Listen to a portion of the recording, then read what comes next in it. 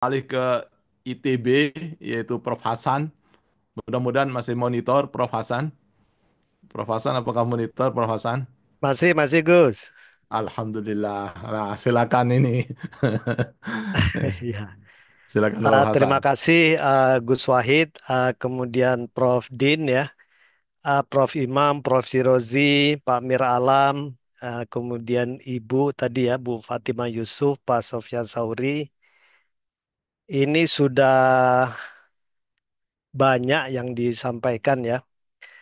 Tapi mungkin saya tidak bisa menceritakan bagaimana masing-masing orang itu mengenal Tuhan ya.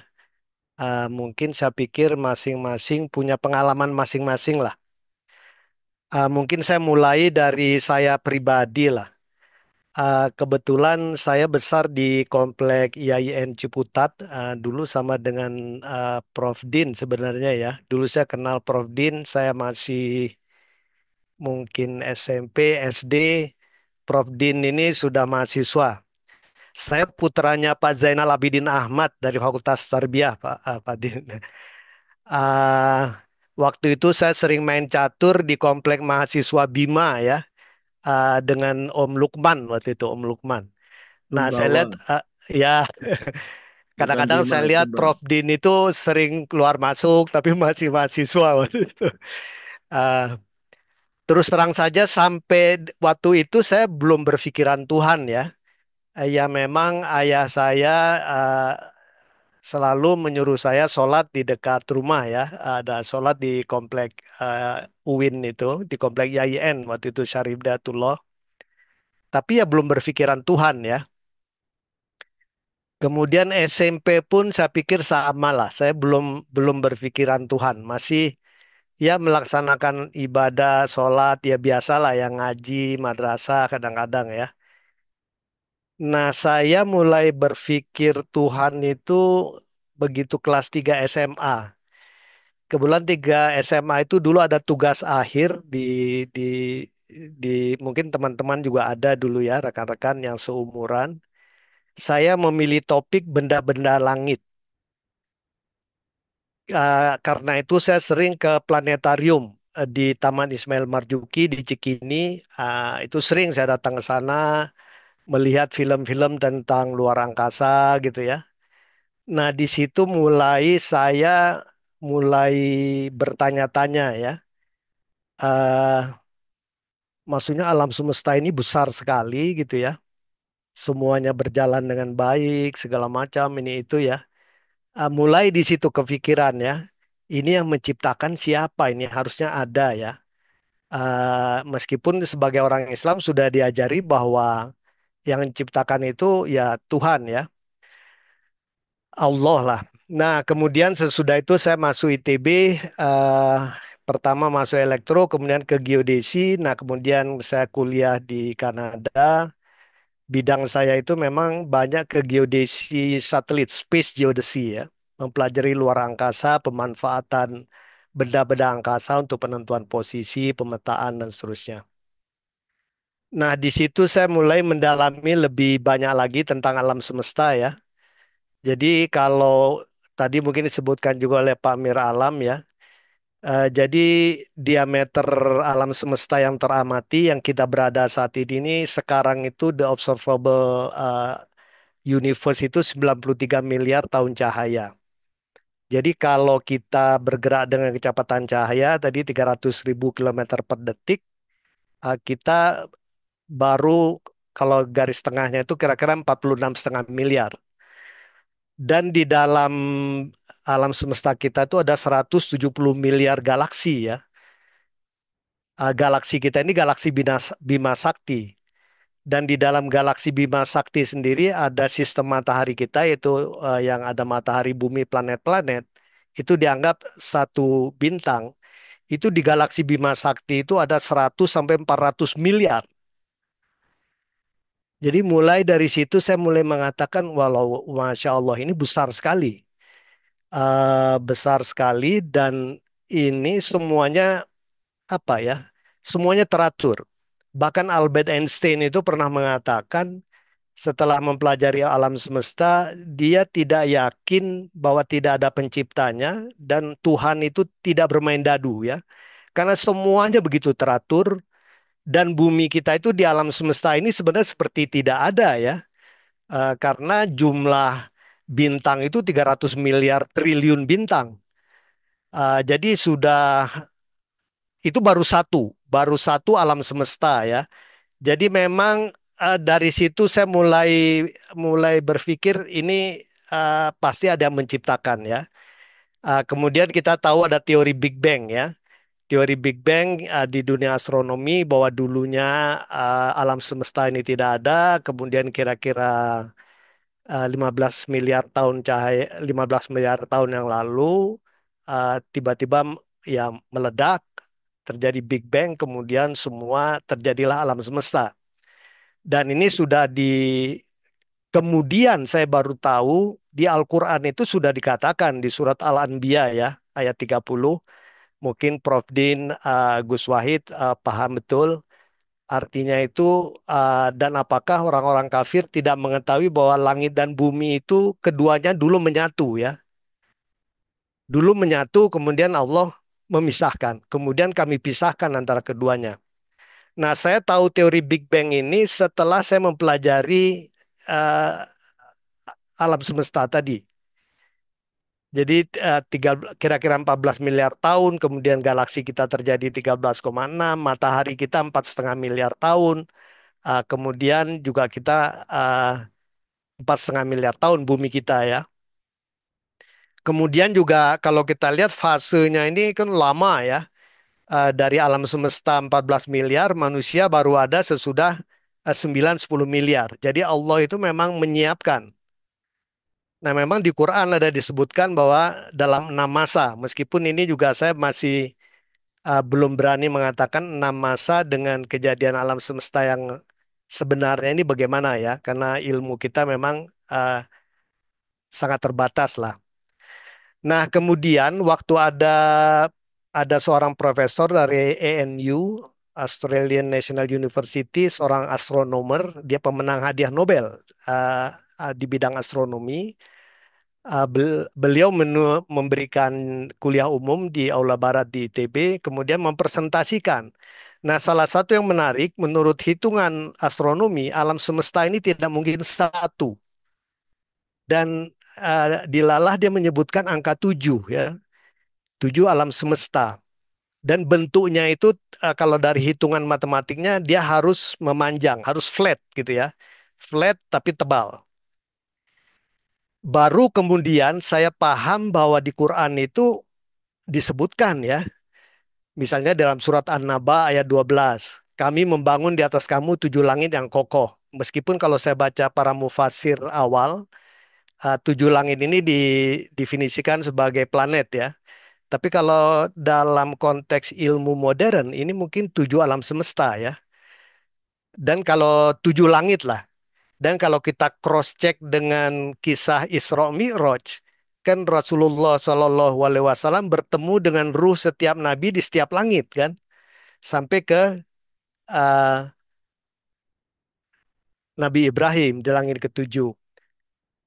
Dan kemudian di surat Al-Anbiya juga ayat 104, pada hari kiamat itu Allah akan menggulung alam semesta seperti lembaran kertas. Jadi yang dikatakan pemenang Nobel tadi betul, secara hitung-hitungan itu alam semesta itu bentuknya itu bukan lingkaran begitu, meskipun kita lihat saat ini kemana-mana ada bintang, tapi saking besarnya, tapi sebenarnya dia memanjang. Dan saya baru tahu kemudian bahwa ini pun ada di Al-Quran ya. Nah, jadi dengan mempelajari alam semesta itu kemudian saya mulai bertanya semakin dalam, ini sebenarnya alam semesta ini diciptakan Allah itu untuk apa gitu ya? Karena begitu besarnya. Saya pernah menanyakan ke seorang astronomer terkenal juga, Profesor Bambang Hidayat, Pak Bambang, alam semesta itu begitu besar.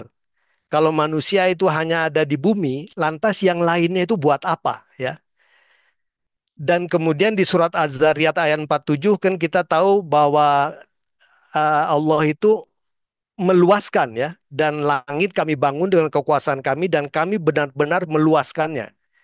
Dan pengamatan modern saat ini memang alam semesta itu terus mengembang. Nah, ini menjadi agak sedikit puzzling gitu ya. Karena kalau Big Bang, kalau dia eh, meledak, kan pada sampai ke threshold maksimum energinya habis, dia seharusnya menciut kan. Nah, ini kok kenapa terus membesar? Dan kekuatan apa yang mendorong itu ya? Kemudian timbullah definisi-definisi dark energy, dark matter ya. Jadi energi dan matter dan entitas yang tidak bisa diamati tapi bisa dirasakan. Ini pun juga jadi pertanyaan, kenapa Allah meluaskan alam semesta? Jadi dari eh, mempelajari alam semesta ini saya akhirnya yakin bahwa Tuhan itu harus ada ya. Karena nggak mungkin alam semesta yang begitu luas, begitu kompleks, begitu teratur, bahkan teori-teori relativitas umum, spesial dari Einstein semua membuktikan betul ya. Dan kemudian saya bisa bisa mempelajari hal-hal yang sama di ayat-ayat Al-Quran. Nah, kemudian saya bertanya-tanya, Nabi Muhammad SAW tidak belajar astronomi, tidak belajar apa-apa, tapi kenapa ayat-ayat Al-Quran itu sesuai dengan astronomi modern? Berarti kesimpulan saya, di samping Tuhan itu ada, Al-Quran itu berarti benar. Karena kalau Al-Quran itu tidak benar, berarti tidak sesuai dengan ilmu pengetahuan modern. Kalau Al-Quran benar, maka Rasulullah SAW pasti benar, ya. Karena Al-Quran itu turun melalui Rasulullah SAW diilhamkan. Jadi dari situ saya akhirnya logika saya mengenal Tuhan dulu, kemudian ke Al-Quran saya yakini benar, dari Al-Quran saya meyakini Rasulullah itu benar. Nah, baru dari situ saya karena ini sudah pasti benarnya Al-Quran dan Kanjeng Nabi Shallallahu Alaihi Wasallam, baru kemudian saya baca hal-hal yang sifatnya sosial, ekonomi, politik yang ada di Quran. Karena saya sudah yakin benar. Nah, di situ baru saya merembet kemana-mana ya. Jadi awalnya itu dari alam semesta, kemudian saya yakin Tuhan itu ada, saya yakin Al-Quran itu benar, dan saya yakin Kanjeng Nabi Shallallahu Alaihi Wasallam benar, maka isinya yang lainnya benar. Dan yang menarik bagi saya setelah saya baca Al-Quran lebih dalam, meskipun saya coba belajar bahasa Arab, Prof. Din, tapi saya nyerah ya, menurut saya agak sangat berat lah ya. Saya akhirnya baca-baca artinya. Saya lihat Al-Quran ini justru banyak ayat-ayat yang menurut saya sifatnya sosial, politik ya, humaniora, dan itu cocok dengan kehidupan kita sehari-hari ya. Misalnya saya yang dulu puzzling bagi saya, kenapa Quran itu banyak sekali menjelaskan tentang Nabi Musa ya. Tapi sekarang saya jadi paham ya, di dunia politik kekuasaan modern saat ini selalu ada semacam apa ya, semacam kita akan selalu menghadapi kondisi seperti Nabi Musa menghadapi Firaun ya. Selalu ada pemimpin yang otoriter, selalu ada kelompok oligarki yang mendukung, misalnya Korun ya. Selalu ada teknolog yang berpihak kepada pemimpin yang otoriter, yaitu Hamam ya. Kemudian ada juga ulama yang berpihak ke Balaam ya. Dan selalu ada penindasan ya oleh yang kuat ke yang lemah dan segala macam ya. Jadi saya mulai menyadari bahwa kenapa Nabi Musa itu diceritakan banyak, mungkin kita dalam kehidupan modern akan semakin sering menemukan semacam itu ya. Nah, jadi saat ini saya berusaha menggali nilai-nilai sosial, ekonomi, budaya, politik yang ada dalam Quran untuk nantinya saya bisa lebih memahami ya. Misalnya sekarang ini banyak rekan-rekan yang mungkin kita galau, saya sendiri galau ya. Kenapa Gusti Allah kok tidak turun tangan? Nauzubillah min zalik kalau saya mempertanyakan ya. Saudara-saudara kita di Palestina sudah dibantai dan segala macam ini itu ya. Kenapa nggak ciptakan saja ya gempa bumi ya, karena kan ada jalur gempa itu melalui Israel. Tapi saya mengatakan mungkin bagi kita tiga empat tahun, tapi bagi Gusti Allah, Nabi Musa aja baru dibantu mengalahkan Firaun setelah 40 tahun ya. Eh, Bayi-bayi disembelih dan segala macam kan jauh lebih kejam waktu itu ya Firaun ya. Jadi mulai dari situ saya mulai lebih paham jadinya ya. Walau alam lah ya. Tapi saya yakin mengenal Tuhan itu, mengenal Allah itu ya seperti kata Prof. Imam tadi ya, mungkin kita juga tidak tahu apakah kita paham apa tidak ya. Tapi karena saya meyakini bahwa Tuhan itu mencakup seluruh alam semesta seperti di ayat kursi, saya, Gus Wahid, Prof. Din, Prof. Imam, dan teman-teman, saya sekarang kalau apa-apa, minta apa aja, saya selalu berdoa saja. Ada ulama yang mengatakan kalau minta yang kecil-kecil jangan ke Allah lah kalau enggak. Kalau saya sekarang saya sakit perut aja kadang-kadang saya usap-usap perut saya bilang ya Allah ya Syafi engkau yang mengetahui penyakit sembuhkan udah gitu aja. Jadi saya menganggap bahwa di Allah itu lebih dekat dari ulat nadi saya. Jadi kalau saya ada masalah minta aja. Kenapa nggak boleh minta kan? Karena beliau Allah Subhanahu Wa Taala berjanji berdoalah akan diinikan ya. Jadi itu cara saya berusaha nggak tahu apakah mungkin saya salah. Saya berusaha mendekati Allah dengan apa saja sekarang saya berniat meminta kepada Allah ya. Baru sesudah itu saya usaha yang duniawi ya. Tapi saya lapor dulu ke Allah, baru kemudian saya laksanakan ikhtiar saya semampu mungkin ya. Tapi saya sudah lapor dulu. Saya sudah minta pertolongan dulu ya, karena saya yakin Gusti Allah itu punya tentara di sekelilingnya, punya malaikat, punya macam-macam ya, yang sangat mudah menolong saya ya. Hal-hal yang kecil sampai sangat besar. Itu saja Gus Wahid, Prof. Din, Prof. Imam. Mohon maaf, mungkin ini saya karena saintis ya, mungkin nggak pas ya dengan pandangan ulama-ulama keagamaan ya. Nyuwun sewu, terima kasih untuk ilmunya.